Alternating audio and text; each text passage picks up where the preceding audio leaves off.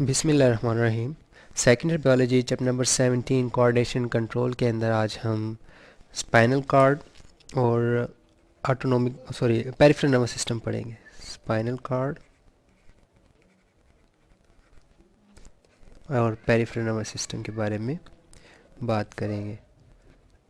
Peripheral nervous system, starting from spinal cord. तो अभी तक हमने जो इसे मिटा देते हैं, पेरिफेरल नर्वस सिस्टम बाद में पढ़ेंगे, तो इसे फिलहाल मिटा देते हैं।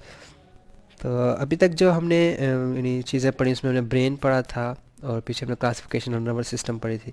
ब्रेन और स्पाइनल कॉर्ड ये किस में आते हैं? ये आते हैं सेंट्रल नर्वस सिस्टम के अंदर। सेंट्रल नर्वस सिस्टम में, ठीक। तो जो हमारा नॉर्मल ब्रेन था हमने बात की थी, like this is our brain for example. सही, ऊपर सेरिब्रम था, सारे हमने स्ट्रक्चर पढ़ लिए थे। सेरिब्रम, फिर बीच में लिम्बिक सिस्टम आ रहा था, लिम्बिक सिस्टम, ठीक। लिम्बिक सिस्टम के अंदर हाइपोथैलेमस भी था और इसके अलावा उसके अंदर अमेगडेला था, हिप्पोकैम्पस था, वो सारे स्ट्रक्चर थे। और बीच में ये मिड ब्रेन था। मिड ब्रेन के नीचे मेडोला था, मेडोला ओब्लोंगटा, ओब्लोंगटा, ठीक है। इसके अंदर कन्वेंस पड़ी हुई थी, इस तरह, जिस तरह कोई कुछ चीज़ लिपटी हुई हो। सही, खैर उसकी डिटेल में नहीं जाएंगे क्योंकि हम पीछे पढ़ चुके हैं। मेडुला ऑब्लोंगटा जो सा है ये एक्सटेंड करता है नीचे की तरफ, सही। और ये जो नीचे एक्सटेंशन है, यानी ब्रेन स्टेम से नीचे जो एक्सटेंशन है, इसे हम स्पाइनल कॉर्ड कहते हैं, स्पाइनल कॉर्ड। और ये रन करती है इन द वर्टिब्राई, ठीक है, ये यानी रन थ्रू वर्टिब्रल कॉलम कह लें, कि वर्टिब्रल कॉलम के अंदर से ये रन करती हुई जाती है, ठीक है। Run through vertebral, vertebral, sorry vertebral, ये स्पेलिंग मिस्टेक हो रहा है यहाँ पे। वर्टिब्रल कॉलम से वर्टिब्रल कॉलम के ज़रिए, नहीं, जो वर्टिब्राए होते हैं हमारे 33 वर्टिब्राए हैं, तो उसमें से वो रन करती हुई जा रही होती है, ठीक। अब जो स्पाइनल कॉर्ड है, अगर हम इसका क्रॉस सेक्शन देखें, क्रॉस सेक्शन मतलब हम इसे काट के देखें, तो वो हमें अंदर से कुछ इस तरह से नज़र आएगी। यानी बीच में बटरफ्लाई शेप की होगी और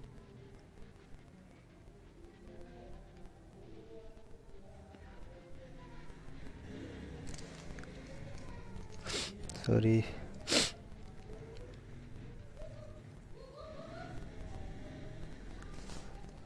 ठीक है, यानी इससे सही डायग्राम नहीं बने। नीचे हम जब बात करेंगे इस टाइम को मैं पूरी डायग्राम भी दिखा दूंगा, ठीक है। और फिर बाहर से इस तरह वो स्फेरिकल होगी, ठीक है। जब हम इसका हम क्रॉस सेक्शन लेंगे तो हमें इस तरह अंदर से ये नज़र आएगा। तो बीच में ये ग्रे मैटर होता है, इसके ग्रे कलर का होता है, इसे ग्रे मैटर कहते हैं हम, ग्रे मैटर। और ये बाहर वाइट मैटर होता है, सही। और वाइट ग्रे मैटर से ही ना कुछ कह लें कि इस तरह नर्व फाइबर्स निकल रही होती है, नर्व फाइबर्स। और एक डॉर्सल साइड होती है, एक वेंट्रल साइड होती है, ठीक है, दोनों तरफ से निकल रही होती हैं, सही।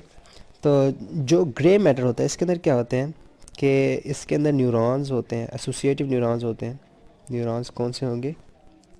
एसोसिएटिव। एसोसिएटिव से क्या मुराद है कि जो यानी सेंट्रल नर्वस सिस्टम को बनाते हैं, हमने बात भी की थी कि जो इंफॉर्मेशन को रिसीव करते हैं और उसके बाद से प्रोसेस भी करते हैं। न्यूरॉन्स मोस्टली इसके अंदर होंगे एसोसिएटिव, सही। और वाइट मैटर के अंदर भी न्यूरॉन्स ही हैं, लेकिन इसके अंदर सेंसरी और सेंसरी एंड मोटर न्यूरॉन्स होते हैं, ठीक है, कि जो मैसेज को लेके आते हैं और मैसेज को लेके जाते हैं, सही। और दूसरा बड़ा मेन फंक्शन ये है कि ये नॉन माइलिनेटेड होते हैं, ठीक है, इनके ऊपर माइलिन शीट नहीं होती, नॉन माइलिनेटेड, ठीक है, जबकि ये माइलिनेटेड होते हैं, ठीक है। इनके न्यूरॉन्स के कह लें कि जो एक्सॉन है, एक्सॉन के ऊपर इसके माइलिन शीट चढ़ी होती है, वाइट मैटर के जोन से होता है, ठीक है। इस तरह ये यहाँ से भी होता है, इसके नर्व फाइबर्स निकले होते हैं। सेंटर में ग्रे मैटर जो कि बटरफ्लाई शेप का है, बाहर वाइट मैटर जो कि सर्कुलर कह लें, और फिर उनमें से नर्व फाइबर्स निकल रहे होते हैं, ठीक है। मतलब मैं इसकी डायग्राम दिखा देता हूँ आपको। सो ये डायग्राम है, सही। तो ये बीच में कौन सा मैटर है बोला, ग्रे मैटर,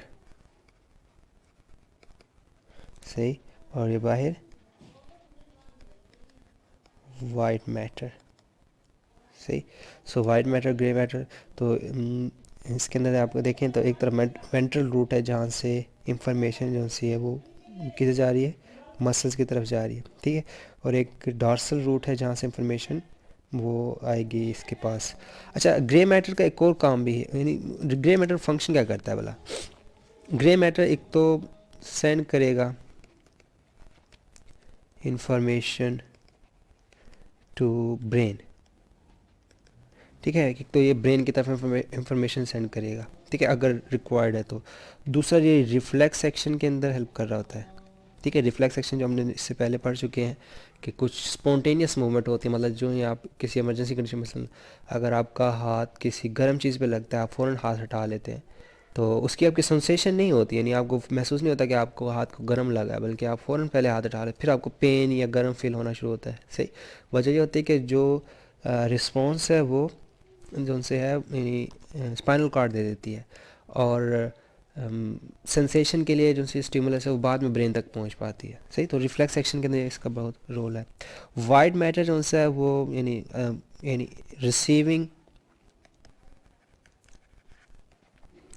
एंड सेंडिंग, ठीक है जी, कि ये रिसीव करेगा स्टिमुलस को और उसके रिस्पांस को सेंड करेगा, ठीक है। ये कह लें कि उस क्योंकि इसके ऊपर माइलिन शीट भी होती है, ठीक है, माइलिनेटेड न्यूरॉन्स है, तो मोटर न्यूरॉन्स या फिर सेंसरी न्यूरॉन्स होते हैं, तो वो रिसीविंग या फिर सेंडिंग के अंदर इंफॉर्मेशन को हेल्प करते हैं, ठीक है। मतलब रिसीविंग के लिए डॉर्सल रूट है। अच्छा, इनके गैंग्लियन भी होते हैं, ठीक है, गैंग्लियन की भी बात करेंगे जब हम पेरिफेरल नर्वस सिस्टम में जाएंगे, क्योंकि ये आगे जो से ना ये नर्व फाइबर्स निकल रही हैं, नर्व जोन से बॉडी से सारी इंफॉर्मेशन कलेक्ट करती हैं, ठीक है, वो पेरिफेरल नर्वस सिस्टम की तरफ चली जाती है। वो हम जब पेरिफेरल नर्वस सिस्टम पे जाएंगे वहाँ पे बात करेंगे।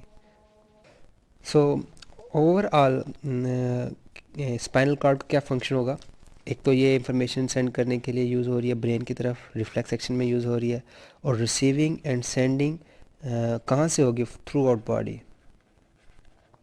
थ्रू आउट बॉडी, यानी इनका जो नेटवर्क है पूरी बॉडी के अंदर फैला होता है, ठीक है।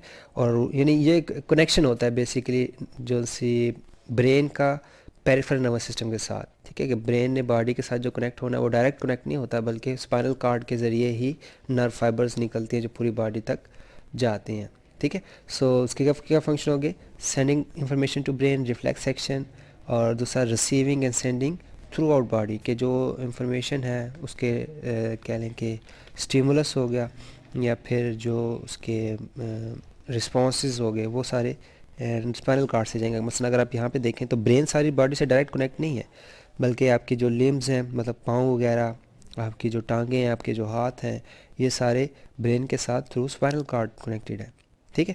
तो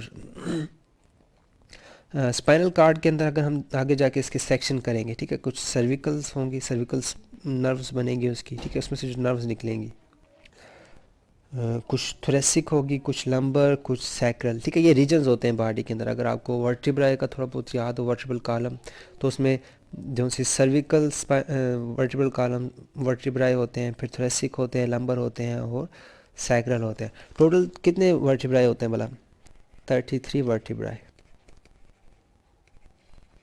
और उसमें से 32 पेयर ऑफ नर्व्स निकलती हैं, ठीक है, इसे हम स्पाइनल नर्व्स कहते हैं। 32 पेयर्स ऑफ नर्व्स निकलती हैं, कुछ ब्रेन से भी डायरेक्ट निकलती हैं नर्व्स, ठीक है, वो होती हैं 12 in numbers, 12 pairs of cranial nerves, ठीक है। जो डायरेक्ट ब्रेन से निकलेंगे उन्हें हम क्रेनियल नर्व्स कहेंगे, जबकि जो स्पाइनल कार्ड से निकलेंगे उन्हें हम स्पाइनल नर्व्स कहेंगे, ठीक है। और ये जो नर्व्स हैं ये मिलके बनाती हैं आपका क्या वाला, पेरिफेरल नर्वस सिस्टम, ठीक है। बेसिकली अब हम किस चीज़ को डिस्कस कर रहे हैं, पेरिफेरल नर्वस सिस्टम, क्योंकि अब हम ब्रेन और स्पाइनल कार्ड से तो बाहर आ गए हैं ना, तो इसलिए पीछे हमारे पास ये जो सारे फाइबर जो थ्रू आउट बॉडी बिछे हुए हैं, यानी आपको नज़र आ रहे हैं, एक किस्म की वायरिंग हुई हुई है, तो ये वायरिंग सारी क्या कहलाती है, पेरिफेरल नर्वस सिस्टम। अब हम मज़ीद इसके बारे में पढ़ते हैं कि मतलब एक तो इसके अंदर दो किस्म की नर्व्स हो जाएंगी, क्रेनियल नर्व्स जो कि 12 पेयर है, और 32 पेयर्स ऑफ स्पाइनल नर्व्स। दूसरा ये इंफॉर्मेशन कलेक्ट करेगी, इंफॉर्मेशन को आगे सेंड भी करती है, ठीक है। और इसका कनेक्शन होता है ब्रेन के साथ थ्रू स्पाइनल कार्ड। स्वाय जो होते हैं ना क्रेनियल नर्व्स, ठीक है, क्रेनियल नर्व्स जो है ये डायरेक्ट कनेक्टेड होती हैं ब्रेन के साथ, ठीक है, इसको स्पाइनल कार्ड की ज़रूरत नहीं होती। बकाया जो इनकी रिसीविंग और ट्रांसमिशन है वो इसी तरह ही होती है जिस तरह यहाँ आपको सामने नज़र आ रहा होगा कि मतलब ये यहाँ से स्टिमुलस लेके आती हैं, ठीक है। फॉर एग्ज़ाम्पल आपकी उंगली जो सी है वो या हाथ आपका गर्म चीज़ पे रखा गया है, ठीक है, तो ये यहाँ से इंफॉर्मेशन लेके जाएगा, वहाँ से उसका रिस्पॉन्स जनरेट करके आगे ले जाएंगे, ठीक। तो यानी इन पेरिफेरल नर्वस सिस्टम अगर हम बात करें, पेरिफेरल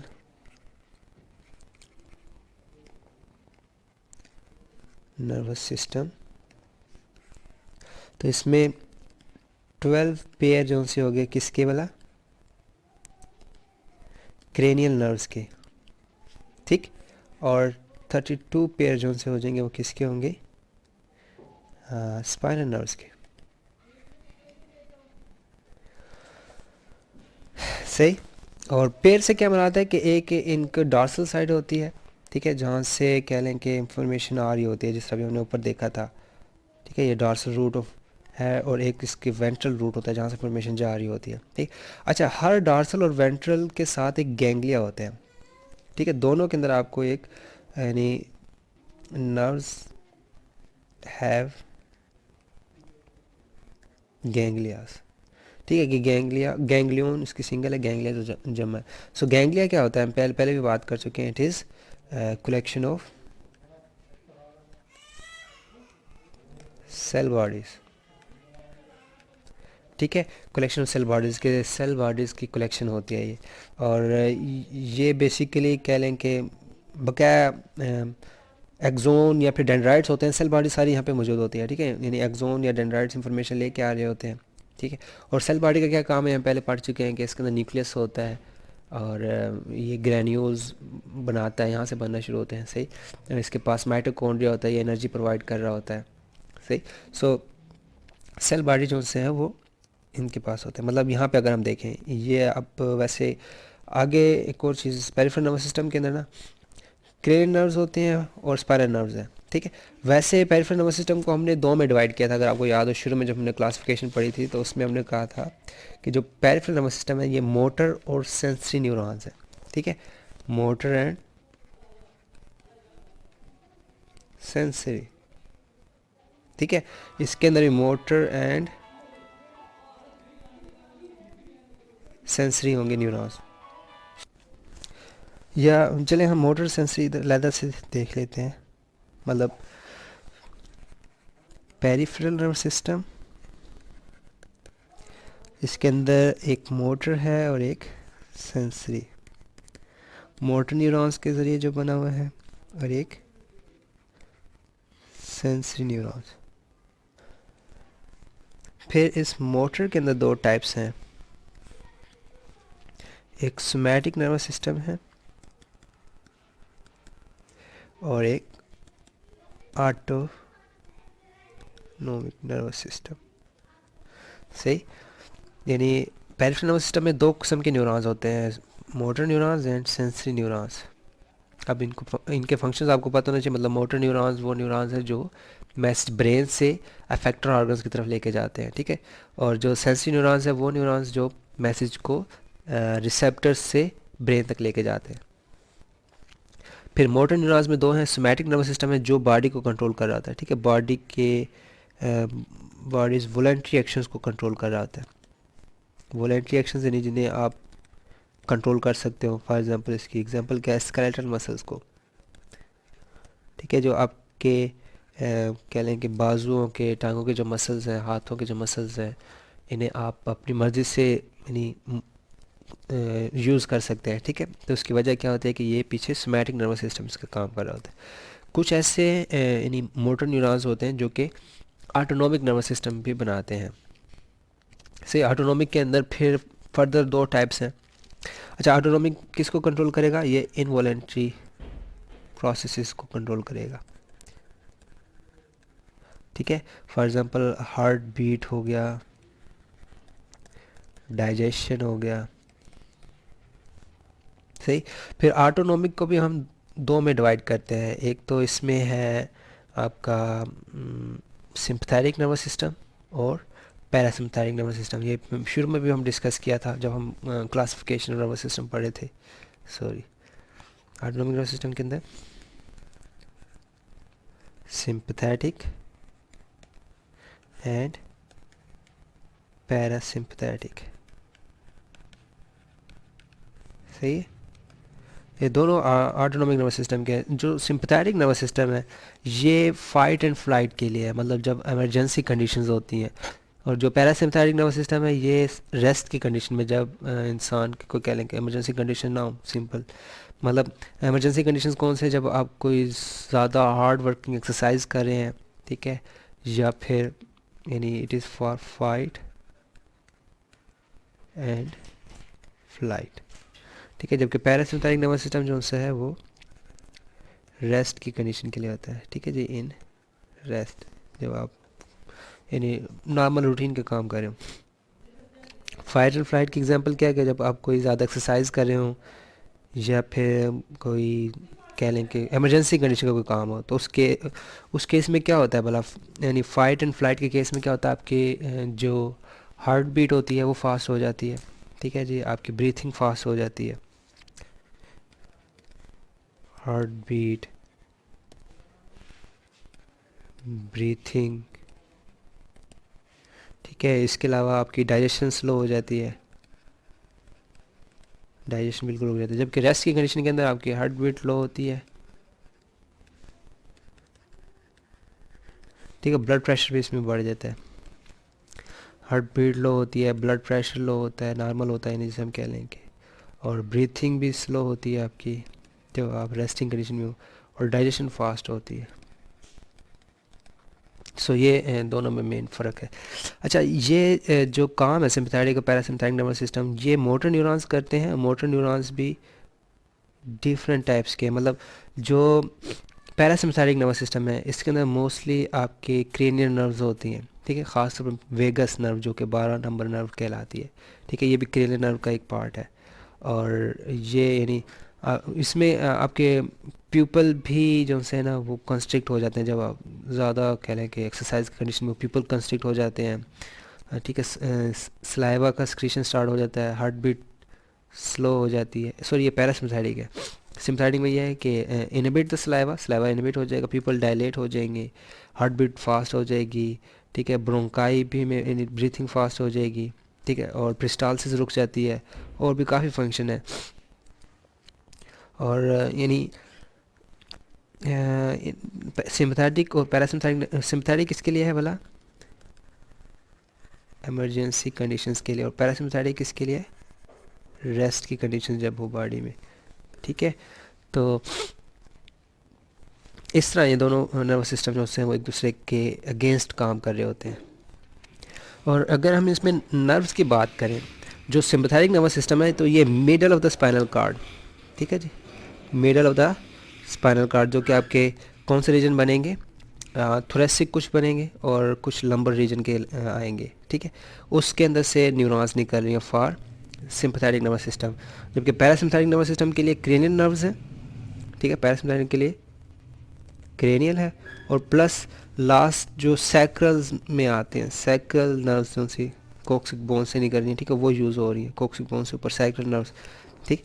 तो क्रेनियल पर सैक्रल, जबकि सिंपैथेटिक के अंदर हमारे पास थोरेसिक की कुछ न्यूरॉन्स आ रहे हैं, मतलब नर्व्स आ रही हैं थोरेसिक और प्लस हमारे पास दूसरी लंबर, ठीक है जी, लंबर की कह लें कि नर्व फाइबर्स आ रहे हैं। तो ये सिंपैथेटिक के अंदर आते हैं, जिसके अंदर आपको सारे अब डायग्राम के सामने मज़ीद समझाने की ज़रूरत नहीं है। दूसरा ये पैरासिम्पैथेटिक के अंदर आते हैं। सही, तो ये हो गया हमारा पेरिफेरल नर्वस सिस्टम, और साथ स्पाइनल कार्ड को भी हमने कवर किया। बीच में आपको नज़र आ रहा है ये स्पाइनल कार्ड आ रही है, ठीक है, और ये ऊपर ब्रेन है। स्पाइनल कार्ड को कवर किया हमने। आगे हम नर्वस डिसऑर्डर की बात करेंगे।